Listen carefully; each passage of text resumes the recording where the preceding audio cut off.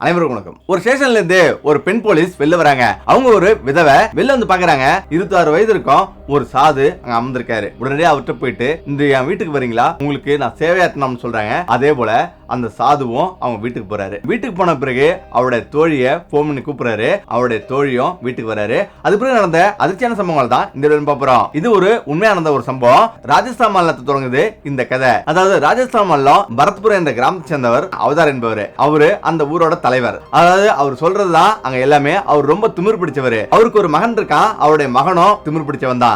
அதாவது மது இருந்துட்டு வம்பிழுப்பான். அங்குள்ள மக்களிடமும் திமிராவே நடந்துப்பான். ஏழைகள்னாவே அவனுக்கு இலக்கரமா போகுது. இப்போ ஒரு நாள் அவனுக்கு அதே ஊரை சேர்ந்த ஒரு விதவை மேல அவனுக்கு ஒரு கண்ணு. ஒரு நாள் இரவு 9 மணி ஆகுது.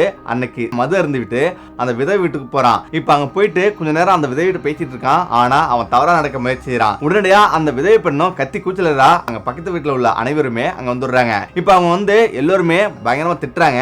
அந்த பையனோட பேரு தீபக்குமார். தீபக்குமாரோட அப்பாவுக்கு உடனடியா அவதாருக்கு உடனடியா போன் பண்றாங்க. அவரும் அங்கிருந்து வராரு. வந்து பயங்கரமா திட்டுறாரு. அவனை அடிக்கவும் செய்றாரு. ஊர் மக்கள் முன்னாடி பயங்கரமா அடி வாங்கினதால அவனுக்கு மானம் தாங்க முடியல. இதுக்கு மேல இந்த கிராமத்துல நமக்கு வேலை இல்ல, நம்ம இங்கிருந்து உடனே புறப்படணும் அப்படின்ட்டு அந்த இரவே அந்த ஊரை விட்டு அவன் புறப்படுறான். வெளியே போறான். வெளியே போயிட்டு இப்ப ஜெய்ப்பூர் நகருக்கு வரான். இப்ப ஜெய்ப்பூர் நகர்ல ஏதாவது வேலை கிடைக்குமா அப்படின்னு சுத்தி திரியிறான். அப்படி சுத்தி திரியும் போது அவனுக்கு எங்குமே வேலை கிடைக்கல. 2-3 நாள் பசியோடவே சுத்துறான். இப்ப ஒரு சில கடைகள்ல அவன் சாப்பாடு வாங்கி சாப்பிட்டு இப்படி இருந்து வாழ்றான். இப்ப ரொம்ப வருத்தப்பட்டு ஒரு இடத்துல உட்கார்ந்துருக்கான். அப்ப உட்கார்ந்துருக்கும் போது ஒரு சாது வந்து அவன் பக்கத்துல வந்து உட்கார்ந்துருக்காரு. அவரு ஒரு சாது வேடமிட்டு பிச்சை எடுப்பவரு. அப்ப தீபக்குமார் அவர் வந்து பாக்குறான். இப்ப அவன் பார்த்த பிறகு அவனுக்கு ஒரு யோசனை தோணுது. அதாவது நமக்கு தேவையானது இந்த சாது வேஷம் தான் இருக்கு. அதனாலதான் நம்மள கடவுள் இப்படி வந்து அலைய விடுறாரு அப்படின்னு அவன் தீர்மானிக்கிறான். இந்த நேரத்துல மெதுவா அந்த சாதுகிட்ட பேச்சு கொடுக்குறான். அவரும் இவர்கிட்ட எல்லாமே சொல்றாரு. இந்த உலகத்துல நம்ம உழைச்சி சம்பாதிக்கிறதை விட இது ரொம்ப சுலபமான ஒரு வழி. அதாவது நம்ம சாது வேடமிட்டு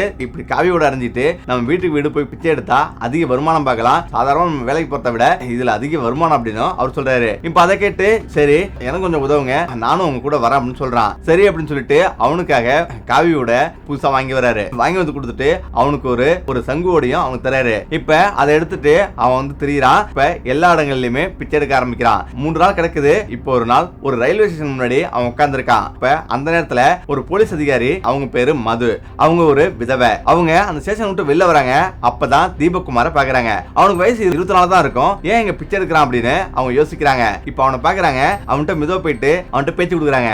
ஆனா அவங்க பாக்கிறதுக்கு ரொம்பவே அழகா இருக்காங்க. அவங்க பேச்சும் ரொம்ப அழகா இருக்கு. இவன் அவங்கள பார்த்துட்டே இருந்திருக்கான். எதுவுமே பேசாம இருக்கிறான். ஒரு முறை அவங்க மேல இருந்து கீழே வந்து பாக்குறான்.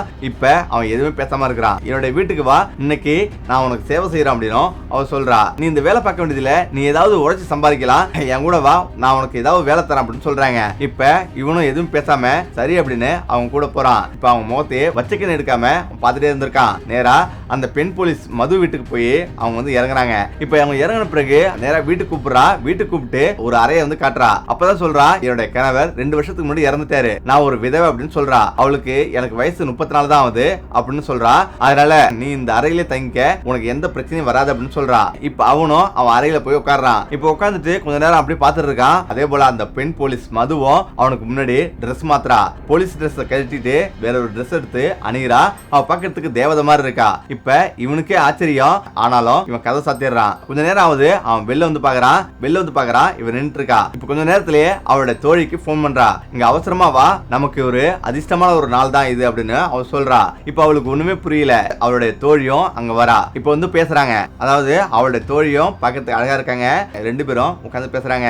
இப்ப இவரிடம் வந்து நீ இங்கே வந்து வேலை செய்ய, உனக்கு மாசம் 8000 ரூபாய் சம்பளம் தரான் அப்படின்னு மது சொல்றா. இப்ப தீபக்குமார் எல்லாத்தையும் கேட்டுட்டு தலையாசிக்கிறான். இவளும் சரி அப்படின்ட்டு இன்றில இருந்து இங்கே வேலை செஞ்சுக்க, இந்த வீடெல்லாம் சுத்தம் பண்ணி பெருக்கிறதா உனக்கு வேலை அப்படின்னும், மேலும் இங்க தோட்டம் இருக்கு, தோட்டத்தெல்லாம் கிளீன் பண்ண அப்படின்னு சொல்றா. நீ இதுக்கு மேல இந்த சாது வேலை துறை வேலை உனக்கு வேண்டாம், உனக்கு காலங்கள் இருக்கு, அந்த காலத்துக்கு பிறகு நீ எது வேணாலும் மாறிக்கலாம், இப்போதைக்கு நீ இங்கே வேலை செய்ய அப்படின்னு சொல்றா.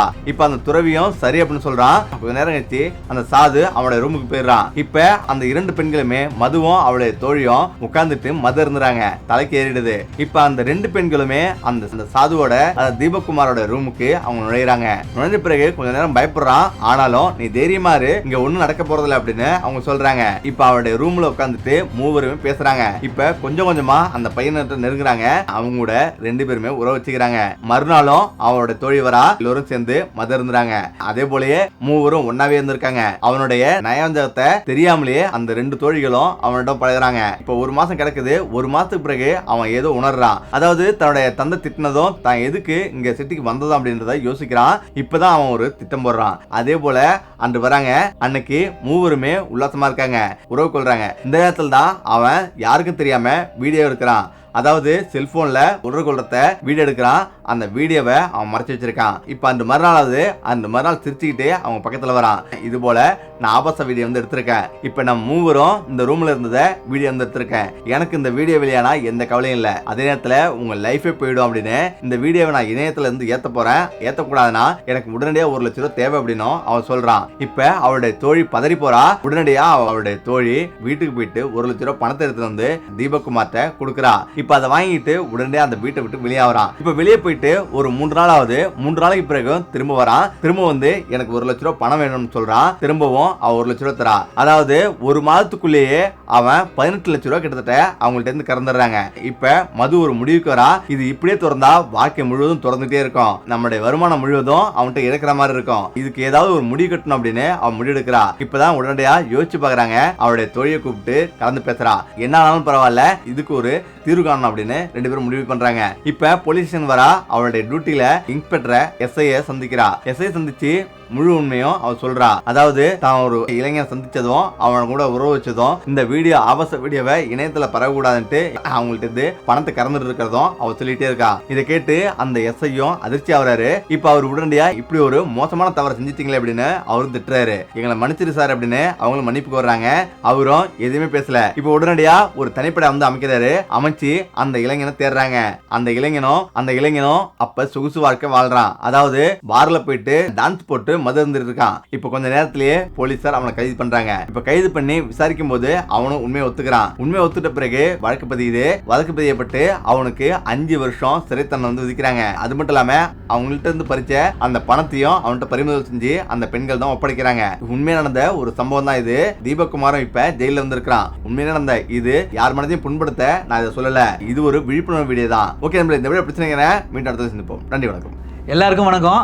இன்றைக்கி நம்ம என்ன பார்க்க போகிறோம்னாக்க, உடம்பு வந்து எவ்வளோ வெயிட் இருந்தாலும் சரி அதை வந்து சீக்கிரமாகவே அழகாக குறைக்கிறதுக்கு வெயிட் லாஸ் பவுடர் வந்து தயாரிச்சிருக்கோம். எல்லாமே வந்து மூலிகை வச்சு தான், கெமிக்கல் எதுவுமே கிடையாது. இது ரெண்டுமே வந்து கெமிக்கல் இல்லாமல் வெயிட் லாஸ் பவுடர்னு தயாரிச்சிருக்கோம். 20 வகையான தானியத்திலிருந்து தயாரிக்கப்பட்டதான் இது. உங்களுக்கு வேணுனாக்க வாட்ஸ்அப்பு கீழே உள்ள வாட்ஸ்அப் நம்பருக்கு ஆர்டர் பண்ணுங்கள்.